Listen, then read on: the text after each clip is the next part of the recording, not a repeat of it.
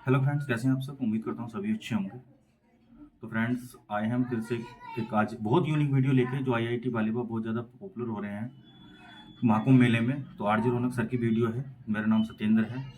तो अब हमें आप शायद अभी इतना नहीं जानते हो क्योंकि अभी नया नया हमने अपना चैनल शुरू किया है। तो हमें ज़्यादा से ज़्यादा सपोर्ट करना। चैनल का नाम है फ्रेंड्स रिएक्शन। तो फ्रेंड, चालू करते हैं वीडियो को। 1 2 3 एंड स्टार्ट। दोस्तों, आज से एक हफ्ते पहले की बात है। कुंभ में एक रिपोर्टर किसी साधु से बात कर रहा था। बात करते करते रिपोर्टर को लगा कि ये साधु कोई नॉर्मल आदमी नहीं लग रहा। रिपोर्टर ने उनसे पूछा कि आप तो बातों से बहुत पढ़े लिखे लग रहे हैं, कहां से पढ़ाई की है आपने। इस पर साधु का जवाब था, आईआईटी बॉम्बे से एरोस्पेस इंजीनियरिंग की है। ये सुनते ही रिपोर्टर सन्न रह गया। कुछ ही देर में पूरे सोशल मीडिया पर ये इंटरव्यू वायरल होने लगा। ट्विटर से लेकर इंस्टा, यूट्यूब, फेसबुक, हर जगह इन्हीं बाबा की चर्चा होने लगी। धीरे धीरे पूरे देश दुनिया का मीडिया उनका इंटरव्यू लेने के लिए लाइन में लग गया। आज उस इंटरव्यू को सामने आए 1 हफ्ते से ज्यादा हो चुका है, मगर 1 हफ्ते बाद भी आईआईटी बॉम्बे वाले बाबा पूरे इंटरनेट पर छाए हुए। ट्विटर और इंस्टा पर उनके नाम के हैशटैग चल रहे हैं। उनके फैन पेज तक को लाखों फॉलोअर्स मिल चुके हैं। उनसे जुड़ी एक एक रील को लाखों व्यूज मिल रहे हैं। मतलब जिस शख्स को 10 दिन पहले तो कोई नहीं जानता था, वो सिर्फ 8-10 दिन में इतना पॉपुलर हो गया जितने पॉपुलर हजारों कंटेंट क्रिएटर्स कई सालों तक वीडियो बनाने के बाद भी पॉपुलर नहीं हुए। और आईआईटी वाले बाबा अगर इतने वायरल हुए हैं तो उनके पीछे एक नहीं बहुत सारे रीजंस हैं। उनकी पूरी कहानी किसी फिल्मी कहानी से भी ज्यादा फिल्मी लगती है। ऐसा लगता है इम्तियाज अली की किसी कहानी को हम असल जिंदगी में जीते हुए किसी को देख रहे हो। मतलब एक तो आईआईटी क्रैक करना ही लाखों करोड़ों लोगों के लिए पॉसिबल नहीं होता, ऊपर से आईआईटी बॉम्बे में एडमिशन मिलना भी मुश्किल होता है। लेकिन एक लड़का पहले तो अपनी मेहनत और इंटेलिजेंस के दम पर भारत के सबसे बड़े इंजीनियरिंग कॉलेज में एडमिशन लेता है, फिर लाखों की नौकरी भी उसे मिल जाती है, फॉरेन चला जाता है, उसके पास हर वो चीज पाने का मौका होता है जिसका सपना आज हर एक यंग बच्चा देखता है। मगर एक दिन अचानक वो इस मायावी दुनिया को लात मारकर शिव की शरण में चला जाता है। और इसी बात ने उन्हें रातों रात एक सनसनी बना दिया। धीरे धीरे मीडिया ने जब अभय सिंह का बैकग्राउंड चेक करना शुरू किया तो लोग हैरान हो गए।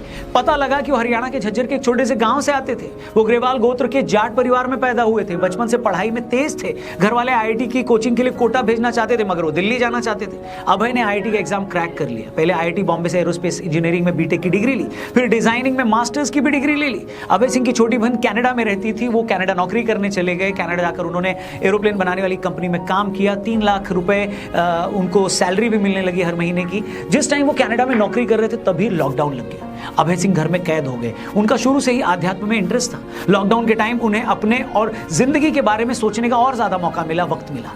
तब तक उनका कनाडा में अपनी जॉब से मन उठ चुका था। लॉकडाउन खत्म होने के बाद वो भारत आ गए। भारत आकर उन्होंने फोटोग्राफी की। वो हरिद्वार से लेकर केरल और उज्जैन के कुंभ तक कई जगह घूमने गए।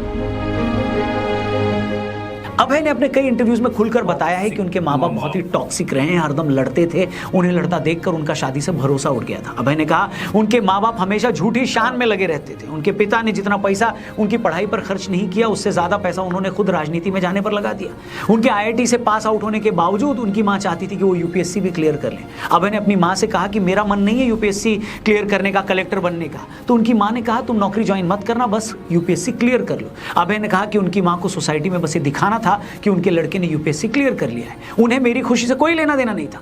अभय सिंह ने अपने कई इंटरव्यूज में अपने माँ बाप को खुलकर कोसा है। उनका कहना है कि माँ बाप भगवान नहीं बल्कि भगवान ने माँ बाप को बनाया है। उन्होंने कहा मैंने सारी जिंदगी अपने माँ बाप को आपस में लड़ते देखा। मैंने उन्हें इतना लड़ते देखा कि मेरा शादी से भरोसा ही उठ गया। इसलिए मैंने डिसाइड किया कि मैं कभी शादी नहीं करूंगा। अभय कई बार बोल चुके हैं, मगर उनके माँ बाप हमेशा शादी को लेकर उनके पीछे पड़े रहते थे। जब वो उन्हें ज्यादा परेशान करने लगे तो एक दिन उन्होंने घर ही छोड़ दिया। पहले वो घर वालों से फोन पर बात भी करते थे, लेकिन पिछले 11 महीने पहले उन्होंने घर वालों को फोन पर भी ब्लॉक कर दिया। अपने माँ बाप के झगड़ों से अभय इतना परेशान हो गए कि बाद में उन्होंने इस पर एक शॉर्ट फिल्म भी बनाई। जिस टाइम वो फिल्म बना रहे थे उस दौरान उनकी गर्लफ्रेंड हुआ करती थी। वो 4 साल तक उसके साथ रहे, मगर फिल्म बनाने के टाइम वो ट्रॉमा में चले गए। उनकी गर्लफ्रेंड को लेकर भी उनकी फीलिंग्स खत्म हो गई। उन्होंने ये बात अपनी गर्लफ्रेंड को भी बता दी कि मुझे तुम्हें लेकर कोई फीलिंग नहीं रही। इसके बाद अभय सिंह जिंदगी का मकसद ढूंढने साधु सन्यासियों की शरण में गए। उन्होंने बताया काफी समय तक वो सदगुरु के ईशा फाउंडेशन आश्रम कोयम्बटूर में भी रुके और वहां पर साधना की। इसके अलावा भी अलग अलग जाकर उन्होंने अपनी साधना और तपस्या पूरी करी, क्योंकि ऐसे तो पहुंचे हुए साधु महात्मा किसी को शिक्षा देते नहीं है। वहां जाकर उन्हें अपनी सिंसियरिटी साबित करनी होती है। ये दिखाना होता है कि वो सच में अपनी धुन के पक्के हैं, उनकी नीयत साफ है और वो सचमुच कुछ सीखने के लिए निकले हैं। अभय सिंह ने जब ये परीक्षा पास की तो उन्हें सन्यासी का नाम दे दिया गया। शिव की शरण में जाते ही उन्हें जिंदगी का मकसद मिल गया। अब होता क्या है ना कि जब एक थोड़ा कम पढ़ा लिखा आदमी स्पिरिचुअलिटी के, आध्यात्म के रास्ते पर जाता है तो लोग क्या कहते हैं, अरे तो बेरोजगार था, नशेड़ी था, इसलिए धर्म कर्म में चला गया, पढ़े लिखे लोग ये सब नहीं करते। लेकिन जब एक आईआईटी ग्रेजुएट या आईआईटी बॉम्बे से एरोस्पेस इंजीनियरिंग पढ़ा शख्स प्रारब्ध और तत्व की बात करे, शिव के सत्य होने की बात करे, तो आप उसे हवा में खारिज तो नहीं कर सकते ना। इसीलिए हमें ये समझना होगा कि अभय सिंह अपने हर इंटरव्यू में शिव को ही सत्य क्यों बता रहे हैं। अब अगले कुछ मिनटों में जो बातें मैं करने वाला हूं वो हो सकता है कुछ लोगों को समझने में थोड़ी मुश्किल लगे, लेकिन मेरी आप सबसे रिक्वेस्ट है कि आप लोग प्लीज इस वीडियो को पूरी देखिएगा, क्योंकि अगर हमने शिव के बारे में सत्य जान लिया तो हम ये भी समझ जाएंगे कि आखिर वो कौन सा रीजन था, कौन सी वजह थी जिसने अभय सिंह को सारी दुनिया को छोड़कर शिव की शरण में आने के लिए मजबूर कर दिया। हम ये भी जान जाएंगे कि उन्हें शिव की शरण में आकर क्यों शांति मिली, कैसे शांति मिली। तो दोस्तों बात यह है कि सनातन परंपरा में शिव को परम ब्रह्म माना गया है, मतलब ये सारी सृष्टि उन्हीं पर टिकी है। वो न तो जन्म लेते हैं और न ही उनकी मृत्यु होती है, इसीलिए शिव को शाश्वत और अनंत माना गया है। अब आप और हम जिस दुनिया में रह रहे हैं ये तो नश्वर है, ये आज है कल नहीं है, लेकिन शिव सत्य है। इस दुनिया का सच वक्त वक्त पर बदलता है, लेकिन शिव का सत्य समय से परे है। उनका अस्तित्व कल भी था और कल भी रहेगा। शिव को इसीलिए महाकाल भी कहा जाता है क्योंकि वो काल से परे है। अब इन्हीं शिव को आदि गुरु भी कहा जाता है, मतलब उन्होंने न सिर्फ ये सारी दुनिया बनाई बल्कि वो इस दुनिया को चला भी रहे हैं। दुनिया की हर चीज में उन्हीं की ऊर्जा है और इस दुनिया को बचाने वाले भी वही हैं, मतलब वही इस दुनिया के फाउंडर भी हैं, सीईओ भी हैं और सीओओ भी वही हैं। हमारे योग शास्त्र में कहा गया है कि कुंडलिनी जागरण का आधार भी शिव ही है। मतलब अगर आपको अपनी आत्मा को परम सत्य से जोड़ना है तो आपको शिव पर ही ध्यान लगाना होगा। अब अभय सिंह अगर बार बार ये कहते हैं कि शिव ही सत्य है तो वो वही बात कर रहे हैं जो हजारों सालों से हमारी सनातन परंपरा कर रही है, कह रही है।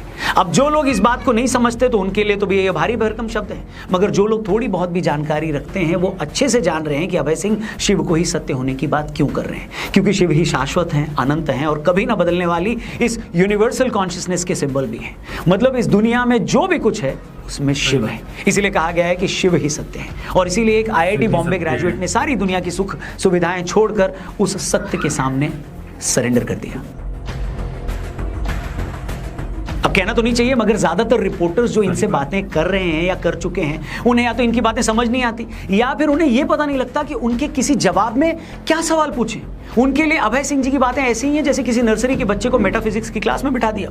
अभी रिपोर्टर और कुछ यूट्यूबर्स व्यूज के लिए अभय सिंह के पास इंटरव्यू करने जा तो रहे हैं, मगर इनमें से कोई ये समझ ही नहीं पा रहा है कि वो कहना क्या चाहते हैं। यही रीजन है कि बहुत सारे इंटरव्यू में कुछ लोगों को अभय सिंह या तो एरोगेंट लग रहे हैं, किसी को कंफ्यूज लग रहे हैं, कोई उनको भटका हुआ बता रहा है। ये सारी बातें इसलिए दोस्तों क्योंकि जीवन में इंस्टा पर रील्स के अलावा इनमें से ज्यादातर ने कुछ देखा पड़ा तो है नहीं। कुंभ की जिस पवित्रता और भव्यता पर पूरी दुनिया फिदा है, जिसे कवर करने अमेरिका से लेकर सऊदी अरब तक के रिपोर्टर्स आए हैं, हमारी ही मीडिया के एक सेक्शन को उसकी गहराई और उसके धार्मिक महत्व का कुछ पता ही नहीं है। कुछ लोग तो बस धड़ाधड़ अभय सिंह जी की रील्स को सिर्फ इसीलिए शेयर कर रहे हैं कि देखो एक आईआईटी का बंदा साधु कैसे बन गया।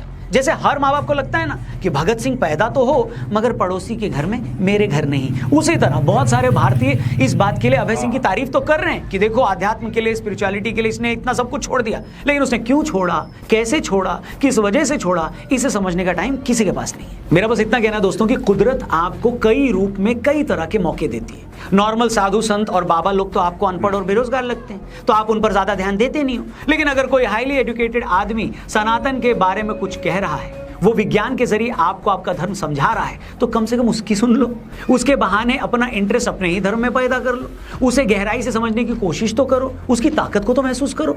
वरना होता ये है ना कि जब तक हमें ये सब बातें समझ में आती हैं तब तक बहुत टाइम निकल चुका होता है, बहुत देर हो चुकी होती है और हम सोचते हैं कि काश कोई ये सब बातें मुझे पहले बता देता तो मेरी लाइफ कुछ और ही होती। तो दोस्तों मैं अपने बारे में ज़्यादा बात तो नहीं करता, लेकिन एक शिव भक्त होने के नाते मैं आपको बता सकता हूँ कि मैंने भी इस जीवन को जिया है, इस वर्ल्डली लाइफ में रहकर शिव के उस सत्य को, आदि योगी के उस सत्य को महसूस करने की डेली कोशिश करता हूँ। और मैं आपको बता नहीं सकता कि इसने मेरी लाइफ को कैसे बदला है। इसलिए आप भी अगर इस सच को जितना जल्दी पहचान लेंगे उतना आप ही के लिए बेटर होगा। बाकी आपका इस पूरे मामले पर क्या कहना है, आईआईटी वाले बाबा के बारे में आप क्या सोचते हैं, कमेंट करके जरूर बताइएगा। वीडियो पसंद आई हो तो इसे अपने हर एक दोस्त से जरूर शेयर करिएगा। और अगर महाकुंभ जाने की सोच रहे हैं तो हमारे पॉडकास्ट जरूर देखिएगा, लिंक मैंने डिस्क्रिप्शन में दिया है, आपको बहुत ही इंपॉर्टेंट जानकारियां इसमें मिलेंगी। बाकी अपना ख्याल रखिए, जल्दी मिलते हैं। महादेव की कृपा आप सब पर बरसे। जय श्री राम, हर हर महादेव। तो फ्रेंड्स यही वीडियो खत्म, लास्ट हो गया। देखा आपने वीडियो में कितना ही भयंकर तरीके से समझाया गया है, क्या अभय भाई की क्या ज़िंदगी रही है, कहाँ से क्या आईआईटी का स्टूडेंट होने के बाद, इतनी प्रोफेशनल जॉब होने के बाद एक साधु संत बन गए और अपने घर में जो इनके लड़ाई झगड़े रहते थे, बहुत ही ज़्यादा परेशानी से गुजरे हुए हैं ये। हरियाणा के झज्जर शहर का कोई गांव है शायद, उसी से हैं ये। तो बहुत डिफ़िकल्टी आई है इनकी लाइफ में, और जब तक स्ट्रगल या डिफ़िकल्टी ना आए लाइफ में तो तब तक लाइफ जीने का मज़ा नहीं है। वो इन्होंने ज़्यादा ही फेस किया है इन कठिनाइयों को, क्योंकि इतनी पढ़ाई करने के बावजूद भी इन्होंने साधु संत वाला भेष अपना लिया है। अपना जो आने वाला समय है सब साधु संत बन के ही रहेंगे, साधु बन के।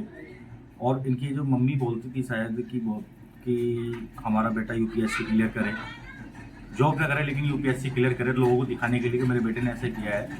तो मतलब एक सेल्फी की तरह वो सही अपने बच्चे को यूज करना चाह रहे हैं कि मतलब बच्चे की अपनी और कोई वैसे कोई ज़्यादा ध्यान नहीं है, बच्चे का जो मन है उस पर नहीं जा रहे थे।